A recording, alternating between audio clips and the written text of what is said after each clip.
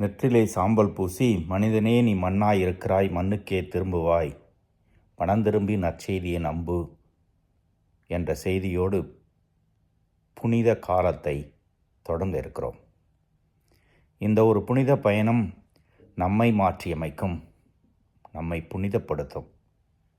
முதல் நாளிலே அதற்கு நாம் செய்கின்ற வேண்டுதல், தவங்கள், தான தர்மங்கள் எப்படி உதவ வேண்டும், உதவுகின்றது என்பதை பற்றி எடுத்துரைக்கிறது. புகழுக்காகவோ பெருமைக்காகவோ இவற்றை செய்யாமல் ஒருத்தலுக்காக, கடவுளுக்கு புகழ் சேர்ப்பதற்காக இந்த காலத்திலே இன்னும் அதிகம் செய்வோம். முடிந்தால் தினமும் திருப்பலிக்கு செல்வோம்.